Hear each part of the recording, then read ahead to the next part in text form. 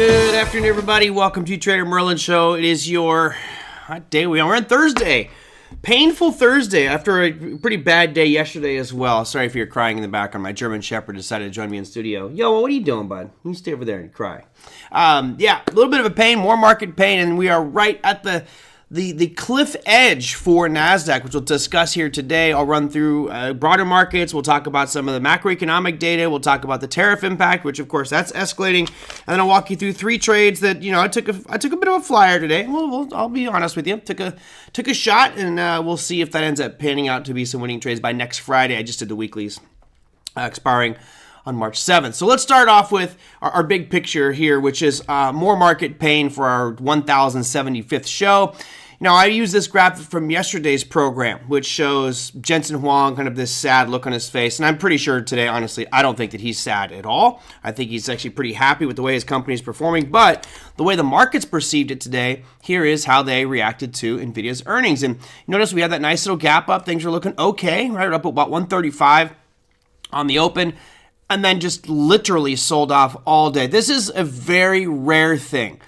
You very rarely will see a candle that looks like this. And what I mean by a rarity is, notice how large the candle is. Just its trading range alone from peak to bottom is 11.11%. That's just today's range. Now, to make it even more dramatic, when we look at this one here, the dead high for today, dead high was 135.01.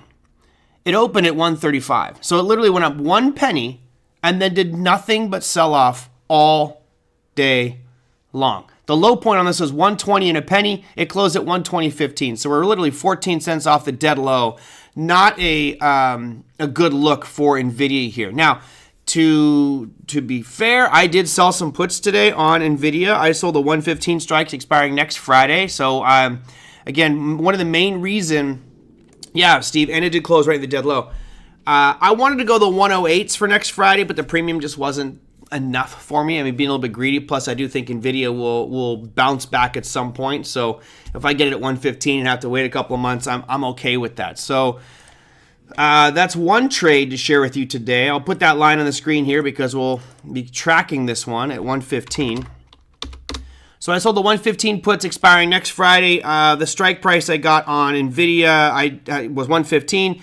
I collected $1.89, so that gives me a little bit over 1%, about 1.2 or 1.3% for the next 8 days worth of trading. Now, of course, it could easily get down to 115 over the next 8 days, but I'm okay with that discount.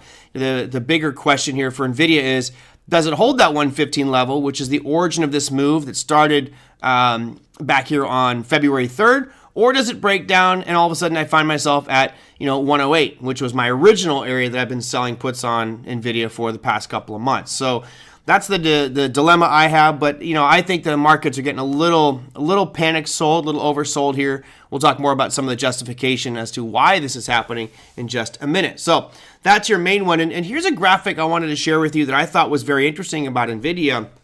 I've got two little lines on your screen here, and I know we've got a bunch of podcasters that can't see this one. What I have a chart of here is revenue versus year-over-year percentage growth for Nvidia. And if you are an Nvidia bull, this is a chart that you salivate over, because the green bars for revenue have been growing year-over-year considerably. They just keep getting higher and higher and higher. It's a beautiful uptrend. I mean, it almost seems like programmed growth. It just keeps growing and growing and growing. There hasn't been any tick down in growth whatsoever, going all the way back into Q1 of 2024 when this thing really just started to have revenue just up the wazoo. Now, the only challenge here is that year-over-year percentage growth back in Q4 of 2024 was 265%. Q1 of 2025, this has got to be estimates because we're still in Q1. These are estimates, and the estimates are that you're going to see your year-over-year growth decline significantly in Q4 of this year, which I agree with. I think a lot of it is going to decline and slow down this year. So, interesting chart, especially with the forecast going forward, but the growth chart is fantastic. Looks fantastic. So, I'm okay with it. These stock market makers just hating on Nvidia. Well, Oliver, this is where I'm not good at trading. I'm not good from a fundamental perspective. I don't like fundamentals. They bore me, and I know a lot of you love fundamentals. That's okay. It's just not where my area of strength is. I would say I'm more of a technical analysis person. If we were to look at Nvidia's numbers and growth, obviously looks fantastic. The question is, has the price of Nvidia already priced in not only these growth numbers, but future higher levels of growth, right? Are institutions pricing in even better gains than are being forecasted? If that's the case, then price will come back down and readjust. If we look at what's gone on with Nvidia for the past couple of months here, let me go and show you from its peak to where we closed at today. Nvidia just in the last 34 days is down 21%. I'm okay with that. Big Eb says Nvidia's PE is now 40.8. Look, many people would look at a 40.8 PE and go, that's really high. The historical for the S&P 500, the PE ratio of the entire S&P 500 oscillates between 15 and 18 from last time I checked. Now, let's say it's 20, right? Just highballing it there. That means that Nvidia is trading at twice the price to earnings ratio of the average S&P company. For someone who's in tech space and is at the precipice of the biggest technological innovation probably in the history of mankind with AI, and they are the backbone selling all the picks and shovels to all the miners trying to get out there and do, AI.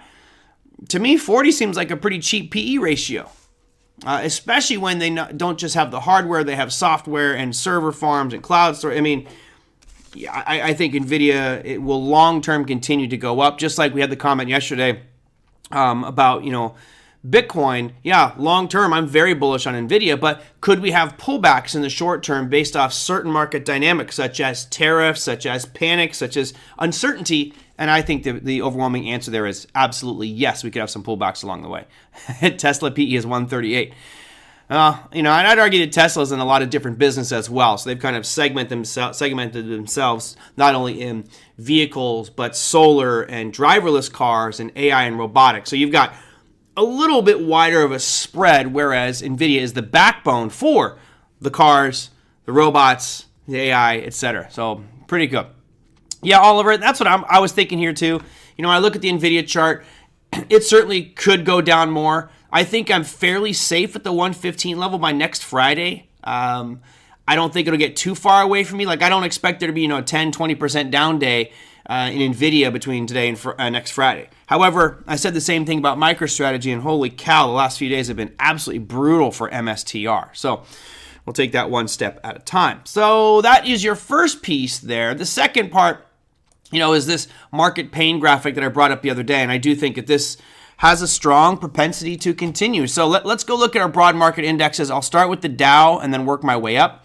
Here's the Dow Jones Industrial Average. Look, right now, I think the Dow looks fine. I don't see any real technical problems with the Dow. It's been on a long uptrend. We couldn't break the high back here in January. That's okay, whatever. As long as we don't break this low from January. And now let me put a line across the bottom here because this will be a defining moment for the Dow for sure. That's right around 41,844. And we're at 43,200 right now. Okay, so Big F says you need to get on Nvidia at some point. I'm all right with Nvidia. I got no problem getting in on Nvidia. You know me, I'm a bargain hunter, Big Ab. I'm like Larry. If I see something at a price that I go, I'm good with this price, I'll buy it. Here's a little secret for you guys. A secret. If you want to save 20 to 50% on your grocery bill every time you go shopping, your grocery store around you probably has an app or a member. You put in your phone number, that thing. Vons is one of the big chains out here, and Vons has an app. And if you if you use the app on your phone, there's this thing called Deals for You, and you can only get these deals if you use the app. So you use the app, you get these just epic deals. And remember, if you need to buy mayonnaise, I'm using mayonnaise as an example. Who knows what it is you need to buy? Almost every item in that store goes on sale once a month. So let's say a jar of mayonnaise is $8, right? And you look at it, it's $8. Next week, it's $8. And all of a sudden, that third week, the coupons come through and it's like, oh, it's now half off. It's $4. If you have patience and can wait for things, it's easy to buy every grocery item you need at a discount. It just takes a little bit of planning and knowing these cycles repeat. Same thing with Costco. right? So I use a lot of these premium protein drinks, little protein shakes. They're just easy, convenient, helps me keep my girlish figure. Those things are expensive. It's like $40 a box. Well, all of a sudden, like once a month, once every couple of months at Costco, I think it's once every 3 months, they go on sale for like 30% off, and I just buy them in bulk. So remember, everything goes on sale at some point, whether it's my mayonnaise, my protein shakes, or stocks. And right now, I look at Nvidia as being at that sale point. And another one of the trades I made today, which I'll get to in just a second, is also on that discount list right now. So, long term, it's hard to hate on Nvidia. I think right now, just the overall market is feeling pain. And if we scroll down to our Magnificent Seven, check out the numbers here. Nvidia was down 8.48%. It's up in the after-hour session. I think we got just a panic sell today. If you look here, Tesla. All right, Tesla down 3%. This is another trade that I made today. I sold puts on Tesla today, which I think I told you guys I would be okay at 250. I think that's the number I've been telling you guys for the past couple of days. I said I'd be okay if I picked it up at 250. And you notice the chart here. Tesla is just getting slaughtered right now. And I don't think it's done. I do think there's more downside movement here to Tesla. But the premium I collected selling the 250 strikes expiring next Friday, I collected $2.30. So I'm looking at just under 1%, which is not great, but it's 1% for 8 days. I'm okay with that. And also, collecting a little bit of premium here. Now, for me to get exercise on those puts, it would have to drop over the next 8 days another 10%. It certainly could happen, but 10% I think might be a little bit of a stretch. You never know, right?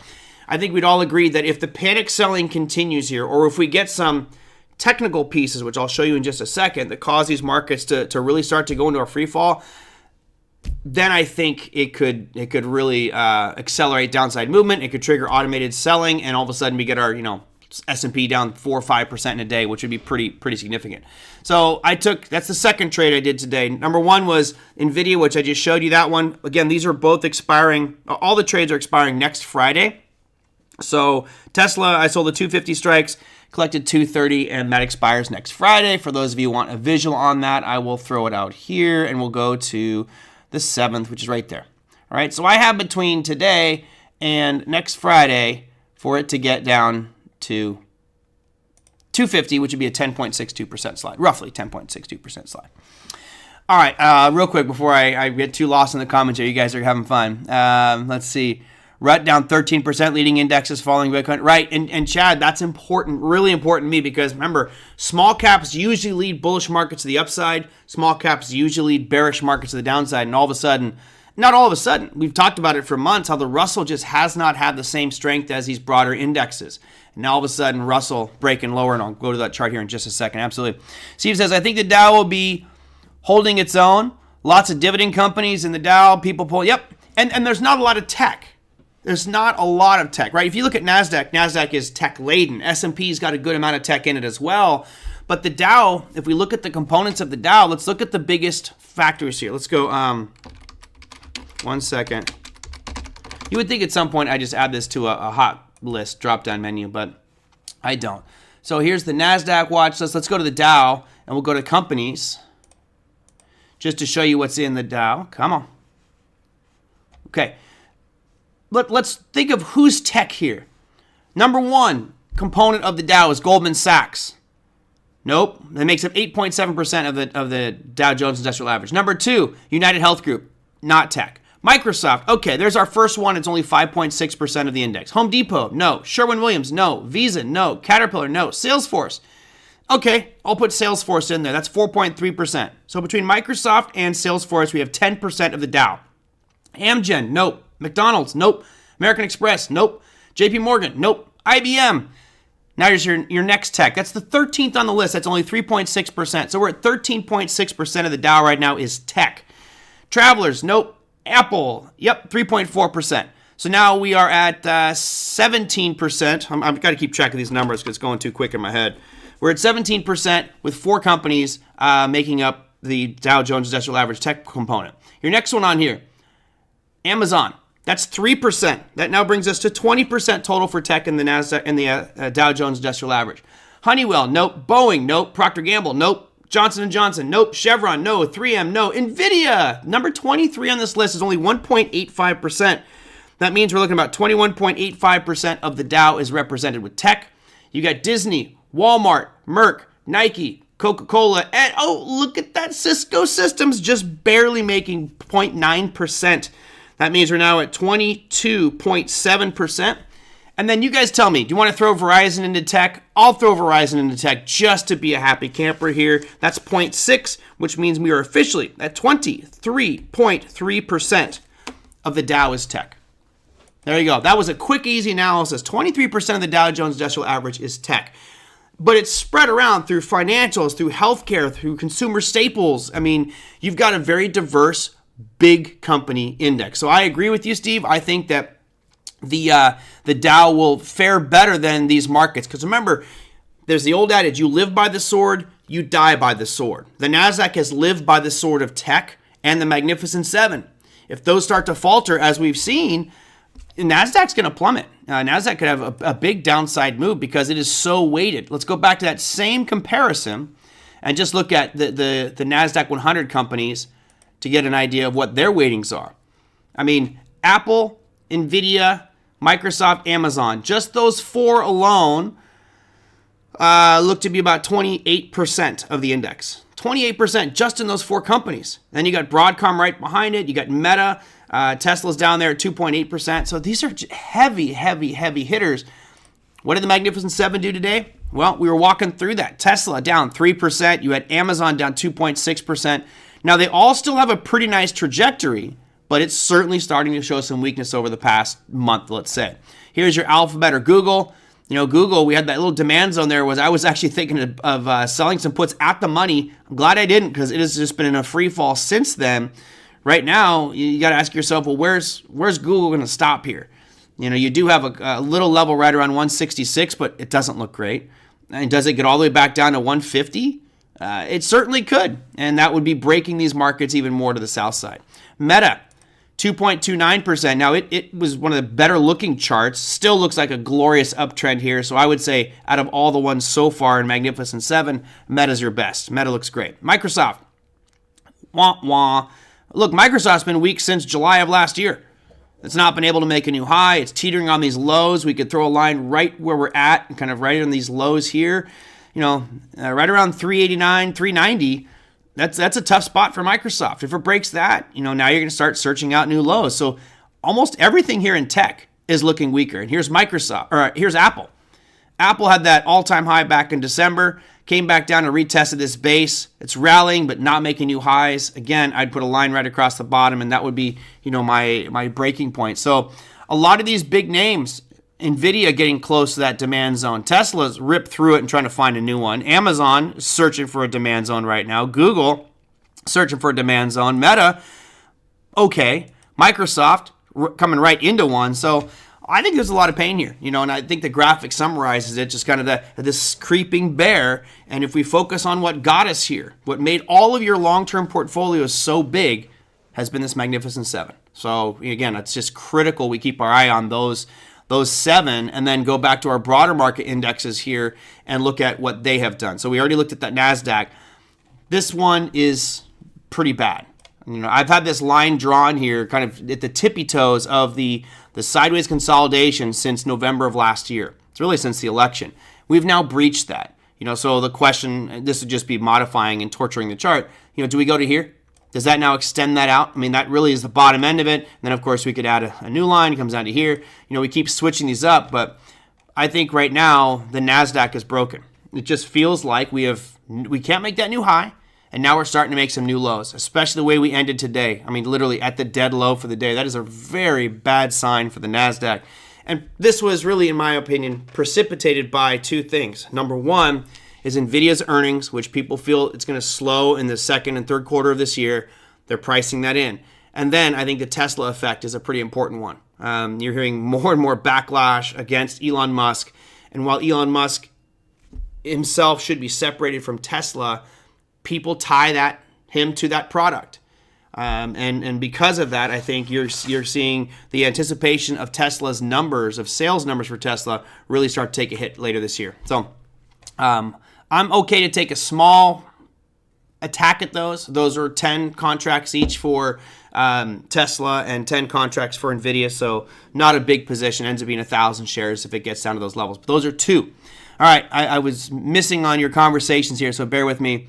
You could buy from Restaurant Depot and ask for a day pass, normal sale for business people. Do you have a list of stocks that you'd buy more the lower it goes? Not really, Chad. I mean, there's certain companies that I like that I think are staples that are not going to go away. I think if you step back and look big picture, Tesla is one you've got to own. I think that Tesla with the AI, with robotics, which I think is going to be one of the absolute game changers. I hate that term, game changers, but absolute game changer for the world is going to be robotics coupled with AI. I think Tesla is about as good as it gets. And you guys heard that now they're petitioning to go autonomous vehicles in California. They haven't been on that docket yet. It's been Waymo in San Francisco, and now they're going and asking California for a permit so they can do driver assist and then go self-driverless. So now you're competing with Waymo, opening the door to the robo-taxi, which they're going to do in Texas by I think July of this year. There's just a lot more potential revenue streams coming in. And I know Tom Barr, who I must have offended because he never comes back here anymore, Tom always said they're a car company. They're like Ford. I disagree, and we've disagreed on this many times. They are a car company, but they're a solar company. They're an AI company. They're a robotics company, and now they're going to be a robotic taxi company. That's just brand new revenue streams from all those different channels. How can you say no to Tesla? What are the ones that I like to buy long term? You know I can't touch Apple because I have a hatred for Apple. I'm not a big fan of Facebook, so I would walk away from Facebook.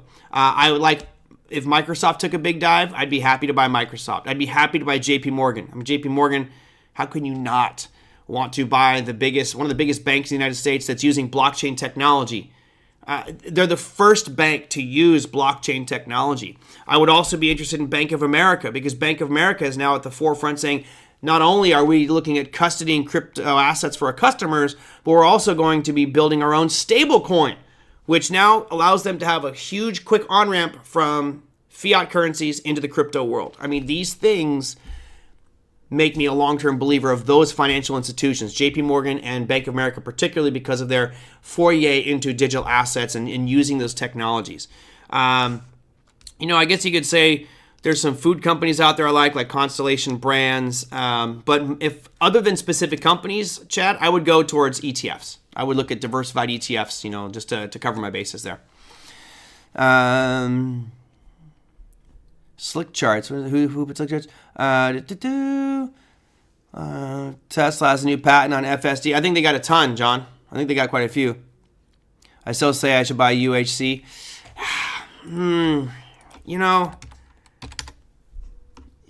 Wait, you mean UNH? Right? I think you mean UNH. Is that what you're talking about, Steve? Oh, wow, you guys have been sending in a ton of comments here. I'm way behind. United Health Group, ever since that assassination of their CEO, has me a little bit wary. We talked about that first day, like, do you want to buy this one? I said, I think you still need to let it pan out. Look, UNH did come into a pretty good demand zone right around $440. So I would probably be okay with that one. But I got a rule. I don't invest in drug stocks or pharmaceuticals. And I would lump healthcare into that same sector. And maybe I need to change my ways and say healthcare is different than drugs and pharma, which has been a cornerstone of my trading plan for the better part of 20 plus years. I would not add Verizon. No, Lisa. Verizon, I would say you want to look at potentially shorting Verizon. Verizon, is it VZ? Yeah, VZ.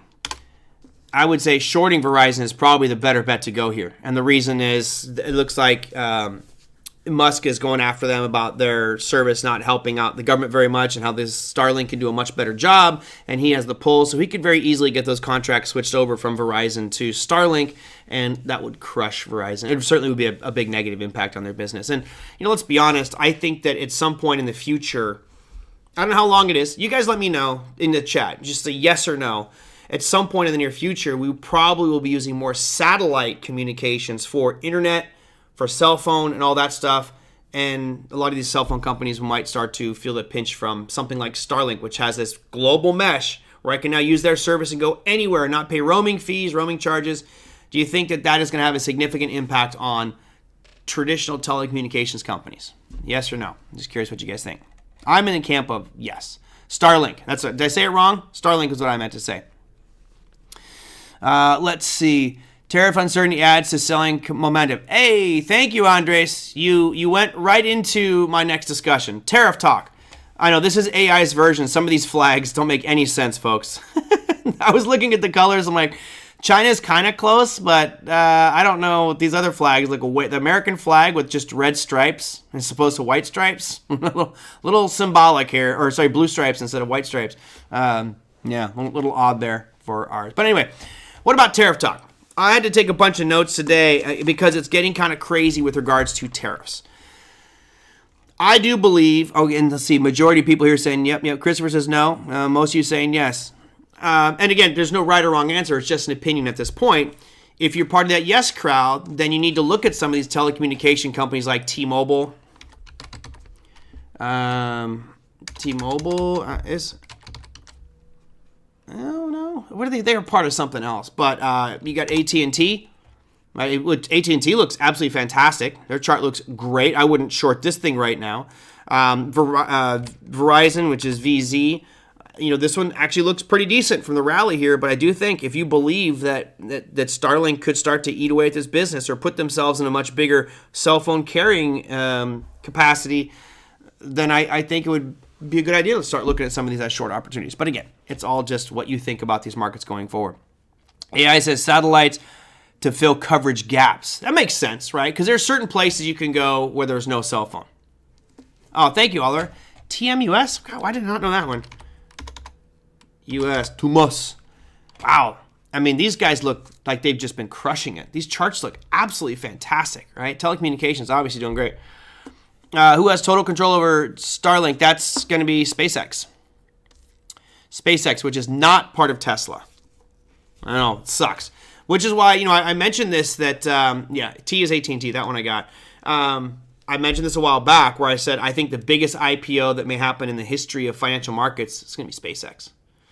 I think when they go public, because SpaceX now they have this satellite. I mean, every couple of weeks they launch. I don't know, for those of you who live in Southern California, if you go to rocket launch calendar, rocket launch schedule, you'll see there's a couple of launches a month. And it is one of the coolest things. If you guys want, maybe I'll record it.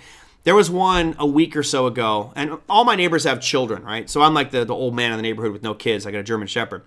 But I texted a couple of my neighbor buddies and said, hey, bring your kids outside. The rocket launch is going on. And you could just see the wonder on these kids' faces. Like, wow. It's pretty amazing. The what it looks. It's not just like a line across the sky. It keeps growing, and this, I don't know what you call it, but this light trail behind it gets so massive as it rips through the sky. Anyway, you can look at that and find the different schedules around you. I know Les is down in Cape Canaveral. He's got them all day long, so for him it's probably old hat. But for me, it's pretty exciting to see those every now and again. Each one of those SpaceX rockets has got like 20 or 30 satellites in it. And it happens. I mean, I don't know how many he's got in the sky, but at a certain point, there will be 0 blind spots on the planet Earth where you can't use his services. I mean, if you're a global traveler, you got a boat, whatever, you'd never use Verizon or anything else. You would just use Starlink for your telecommunications because it covers we'll cover every inch of the globe. Looking forward to the IPO. Yeah, me too, by the drip. I don't know if I would buy it. I mean, because it's going to be really overpriced. This will be the most hyped IPO, for good reason, in the history of financial markets. It's like everyone's going to want. This is the company that will take us to Mars. Like, who doesn't want to own a piece of that? I do. I'll buy like one share just because I know what happens.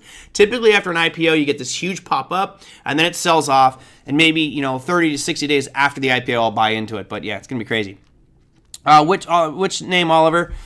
Let's see. I think there's a purpose for it, but it won't. But I wouldn't take over. Okay. Who controls? We already got SpaceX one. Looking forward to that IPO. We have a couple of SpaceX launches here this week. Do we? Yeah, you're in Cape Canaveral. Let's see. I love this site. I use it all the time. It's called Spaceflight Now. So here we go. Just for those of you who are interested. Cape Canaveral, you've got one March 1st. So you've got one, what is that? That's Sunday. Or sorry, that's Saturday. Window opens at 8:57. And, if it says SpaceX, what's awesome about SpaceX is they televise all their launches. So you can go to YouTube and you can watch from Mission Control. They tell you all about it. It's really cool. Well, I can tell you what I'm going to be doing on March 2nd or 3rd, probably March 2nd, 7 p.m., which is dark. Vandenberg Air Force Base will be launching a SpaceX Falcon 9 rocket. Doesn't say how many, but this will be a really cool one, especially when it's late at night. SpaceX is just absolutely awesome. What do we got here? If anybody's on in French Guiana. Wow, I didn't know that they had a spaceport in French Guiana. You've got Starbase in Texas. Here's another SpaceX. This is their 8th launch of the Starship. And that would be a cool one to watch. You realize that is the largest object ever lifted off the ground by rocket propulsion? It just let that sink in. I think it's 420 feet tall. That's longer than it's a 33% longer than a football field. That is a giant rocket. And they're going to make them bigger and bigger to the point that we can actually, put all sorts of building materials and resources in there and get it off to Mars. Phenomenal. Anyway, if you live in any of these areas, here's Kennedy again on March 12th. Cape Canaveral, got it to be determined. Anyway, for those of you who live in California, check it out. It's fun. Thank you, Futures. 11,000 plus satellites so far. Wow, that's a lot of satellites, And it used to be when you had, you guys might remember this. Remember the satellite dishes that you'd have at your house to watch TV? I remember as a kid, we'd try to sneak in and position that thing to watch the adult film channels. What's the adult film channels? It was all pixelated and blurred lines. Was that it? Oh, nah. You kind of have to wait for satellites to come over. There was better times of day to watch TV. Now, once you have that whole sky covered and there's no blind spots, it really does change quite a bit from transportation, getting around. You won't have any more of these 2020 episodes where, we were just lost and there was no cell phone reception. We got lost. Now there'll be cell phone everywhere. I read about Blue Origin have been awarded contracts for moon landings and Habitat there and SpaceX. Cool.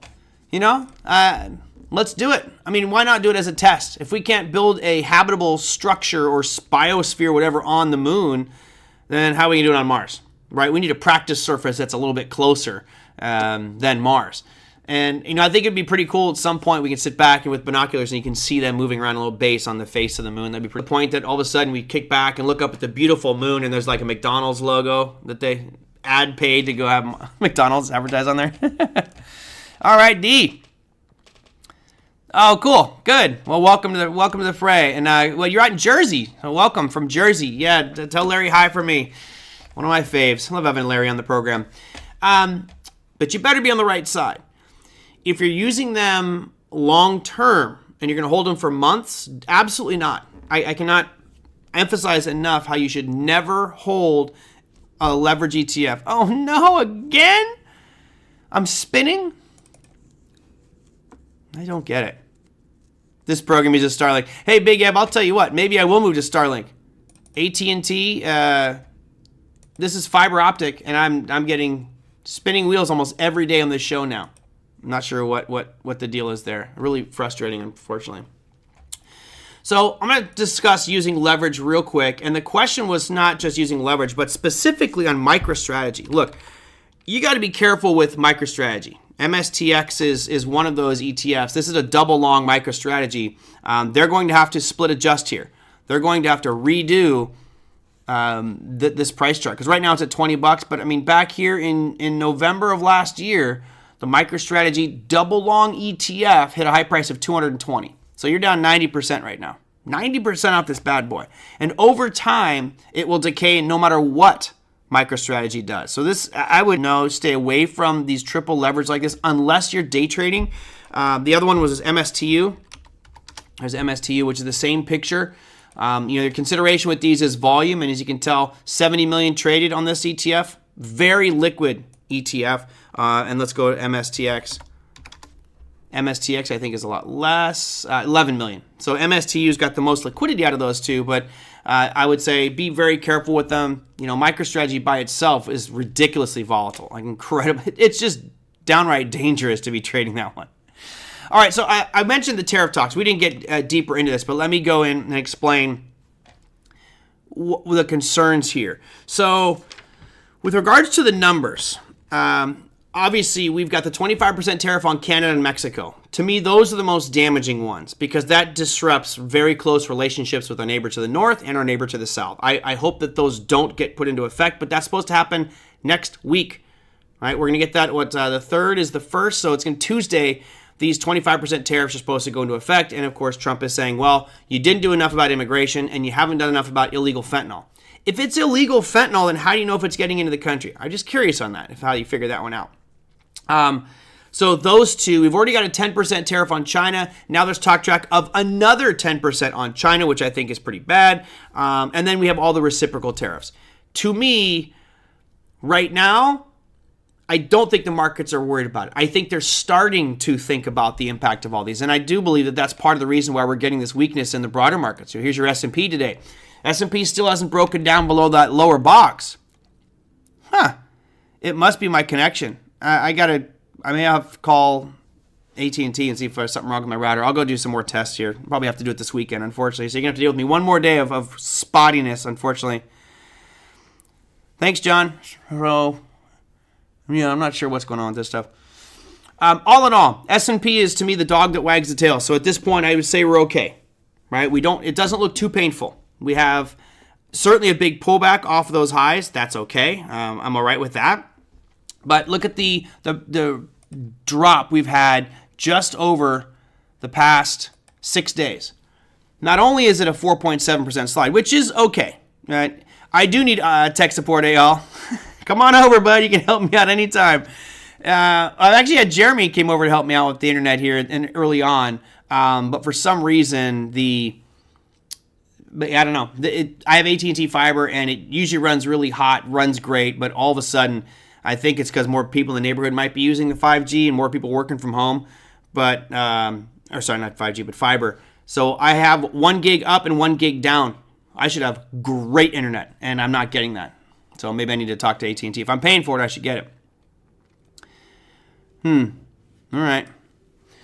So the one concern you should have here, not concern, but one thing you want to observe is notice what's happened with volume over the past 8 sessions, right? If we go back to February 19th, our volume for the S&P futures was 1.08 million, and today we're standing at 2.51. So you're getting a lot more action, a lot more people, not saying panicking yet, but, we're getting close to that moment of maybe capitulation on this market, and that's why I've got this 5,800 mark on the S&P futures, because to me, that is the most logical bounce point. If the S&P breaks that, the NASDAQ will already be below its lower band. And by the way, this is modified. My lower area for the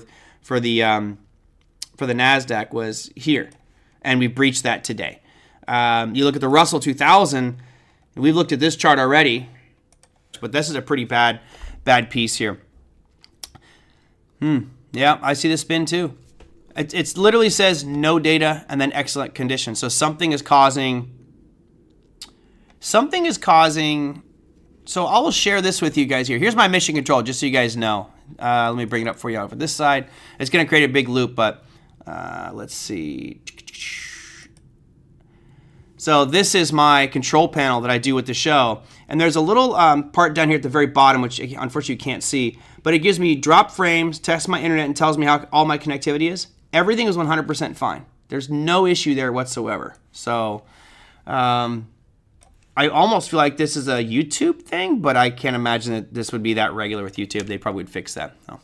Yeah, I saw your spinning wheel again. It happens like every few seconds. It's not getting enough bit rate. So allow me to do a little bit of research on this and figure it out. Hopefully I can get that fixed so it doesn't impact us anymore. But market-wise, the pieces that are driving us, Russell 2000, certainly looking weaker and going lower. You look at gold, you had a little pullback on gold today, but if this does continue to escalate, gold's going to go higher. We'll probably be at all-time highs soon. Bitcoin, Bitcoin's chart looks pretty ugly. We talked about it getting down to that 76,000 mark. I don't see that being out of the ordinary. It sucks because I've got a lot of Bitcoin, but I may have to buy some more if it gets down to about that 76,000 mark. But I do think we'll bounce before that. Here's your 10-year yield. Right, it broke that same little area of demand and now is headed down to the much lower one, which would be south of 4.2%. We're at 4.26 right now. The top of my little box here is 4.18%, where I think we'll probably gravitate towards. Your dollar index, I thought we'd have a retest to the yellow box. We broke through it. Okay, And then lastly, crude oil with a nice bounce off that demand zone. That was a perfect one today too. And we talked about it on the last couple shows, how we came in that demand zone, and today had a real nice rip out on crude oil. Doesn't mean that this trend is over. Just means we'll get a nice little bounce up. And if it's long in the tooth, this bounce, we'll get up to about 72 before we start heading back down. Bitcoin at 76,000 would mean MicroStrategy what? Well, we can probably do a percentage comparison here. So if Bitcoin goes from, let's say, where we're at today to 76,000, which is down here, that means about an 8% drop, which means MicroStrategy is going to drop about 16%. Let's go MSTR, and we'll go down to where MicroStrategy is from today's levels and go down 16%. That means MicroStrategy is right around 200. Right around 200. Oof, it'd be pretty brutal.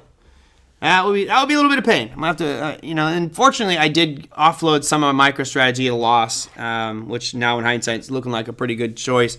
I may have to buy. I might want to just buy directional puts and protect myself and hedge myself for that MicroStrategy because I do think we'll end up rebounding here with Bitcoin's rally, but right now looking pretty ugly. Chad says TLT or GLD. I know, Lisa. MicroStrategy's rough right now. You gonna sell the 200 MicroStrategy puts? Well, I mean, right now the trend is saying MicroStrategy and Bitcoin going lower until something pops up and changes that trajectory. I mean, that's where the momentum is at. TLT or GLD? Let's see. So TLT has been obviously rallying because the yields have been falling. So here's your 10-year. The 10-year does appear like it's going to continue to go lower. Therefore, TLT would probably be a good bet. And remember, the Trump administration and Scott Bessent, the Secretary of the Treasury, have both said, we want yields lower. So there is this invisible hand, actually not so invisible hand of government that's going to be pushing that long end of that yield curve lower. I'm not exactly sure what games they're playing to do that, but they'll push the 10-year lower, which would indicate a longer-term play here for TLT to the upside. Or is it GLD?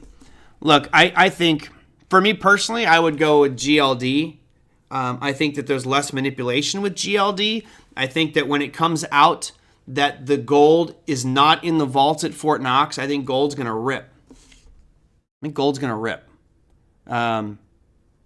Because where is it? It's just this fake existence number. That's this thousands of ounces of supply, which is not there, which we've said we've had, just like fractional reserve banking, right? These banks will say, oh, we've got $800 million worth of assets under management. But really, it's like $20 million worth of deposits that's been fractional reserve lent out over and over and over and over. I mean, if you look at the origin of money, if you look at the history of money, it started as gold.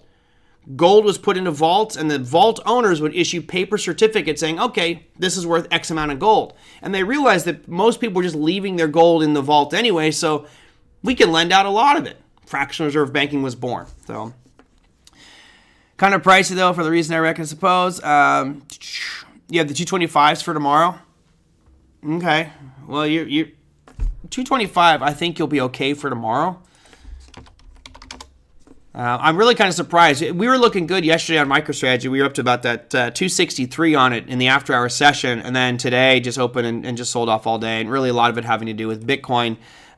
Part of the discussion that happened with the Cynthia Loomis conversation yesterday, I forget the gentleman's name, but there was one participant that said, I am against a strategic Bitcoin reserve. He looked right at her and said, I apologize, but I'm against it. So maybe getting some pushback on that idea. And I think what's happening is the concept of this strategic Bitcoin reserve for the government is starting to move further.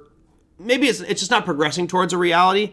It's either kind of stuck or moving slightly backwards as more people are kind of nervous about it. And it makes sense why they'd be nervous, right? You got these markets falling like this. Obviously the government wouldn't want to be holding an investment vehicle that fell like this. Of course, that's what the US dollar has done. But yeah, Bitcoin doesn't seem to be working as a diversifier. Well, I don't know if it's necessarily supposed to work as a diversifier, but you have right now, in my opinion, a lot of unknowns here. I believe in Bitcoin as we established. We all know that. What I don't believe in is the fractional reserve lending of cryptocurrencies going on at Coinbase, Kraken, Binance, Gemini, Huobi, all these exchanges. I don't exactly know what they're doing with their crypto. And it makes me very nervous about the potential for a crash in the crypto markets because there are shenanigans going on as financial firms. Now, this happens with banks, with fractional reserve banking, so why should crypto exchanges be any different? Even your shares at Fidelity and Charles Schwab and E-Trade are being lent out. They're in your account, but they're being lent out to other people without you knowing. You've signed this agreement when you open your contract. So I'm sure cryptocurrency firms are doing the same thing. And what I would like to see is regulation and oversight, so someone can look at these firms and say, hey, how leveraged are you? How precarious is your financial position? We just don't know at this point. So that makes me a little bit nervous about crypto. As far as economic data goes for today, we did have some bad news as well there. We talk about our GDP numbers. We came in line with expectations, but that's showing declines. Let's bring this over here. 2.8, we pop out at 2.3 today. Ooh, not good. You also have durable goods orders. Now that was a ray of sunshine there. And then you had pending home sales. This was expected to go from, they changed their numbers. It was actually negative 5.5. Now, of course, Forex Factory has changed to negative 4.1. I don't know why they changed their numbers, but you notice we've been stuck underneath here for a couple of months. They thought we'd actually start to improve. It looks like it's not looking so bad. Yeah, it was worse. Not the worst ever, but certainly. And again, I do think that the mortgage issue is a problem with this. However, as we've pointed out many times, if this number here continues to drop on that 10-year, your mortgages are going to get cheaper, cheaper, and cheaper, right? And start to reignite pending home sales, new home sales, existing home sales. Those numbers could start to turn around the more that this falls. If you look at the yield drop percentage from its peak to where we are, the yield has dropped 11.42%. That to me equates to 11.2% more affordability for consumers that are looking to get 30-year fixed rate mortgage. So there we go. Okay, that's going to do it for me. I'll wrap it up here. So as far as tomorrow goes, we do have our biggest piece for the week. That is going to be your core PCE price index number, inflation, back as the topic du jour. And let me go. That's just give me one day. Here you go. Here's your Friday info. 1 hour before the markets open, you have the core PCE. Great. Now I'm going to have a spinning wheel again. 1 hour before the markets open, we are going to get that core PCE price index number, and that is expected to increase from 0.2 to 0.3. Now 0.3 would put us where my cursor is, slightly higher. Not detrimental, but not great. It's getting back up in the higher end of the range. And we'll see if this continues to move higher and higher over the coming months. I, for one, do believe it will get higher and higher over the coming months. If I had to put it a target, I think that by the middle of this year, we'll be about 0.5% at least by the middle of this year. I think we're going to see, things continue to increase to the upside here because of the tariff wars. And it'll take a few months for that to pass through and get to our bottom line. But yeah, I think you're going to start to see it move higher and higher, unfortunately. So there you go. Earnings-wise for tomorrow, there's nothing big to speak of. So it'll be a whiskey day tomorrow. We'll talk about an interesting topic, which is going to be, we'll see what information gets released about oh my gosh, right as I was about to say it, I forgot what to say. Oh my goodness. All the papers from the guy who had the plane and the island and doing all that crazy stuff with killed kids. I cannot, for some reason, I just drew a blank his name. We'll talk about that tomorrow. You guys are all done. I can see you're cooked. Lee says, Doge will contribute to the unemployment numbers, but will all those people be counted? Don't know. The Epstein files got released. That's what I was going to say. Yeah, I don't know. And again, Lee said, what does that do? That brings up uncertainty. That's my problem. It's just, there's so many unknowns. Unknowns about the Epstein files, unknowns about inflation, unknowns about the tariffs, unknowns about political relations. I mean, so many different pieces here that are just wild cards, which, make it fun. Unfortunately, I'm caught on the wrong side on one of my trades, but the rest of them I should be fine. All right, guys, that's going to do it for me. Hope you guys enjoyed. Yep, I got the Epstein ones. We'll talk about it. Maybe we'll talk about Epstein tomorrow, see what comes out, what gets released. If you guys have things you want me to discuss on our Friday show, our weekend edition, where I will gladly have a wonderful glass of whiskey, I look forward to seeing you guys then. And email me if you want me to talk about something specific. If you are new, hit that subscribe button so you can be alerted when we do this show live every day, Monday through Friday at 2 p.m. Pacific. Take care, everybody, and I will see you all tomorrow for our wonderful core PCE price announcement.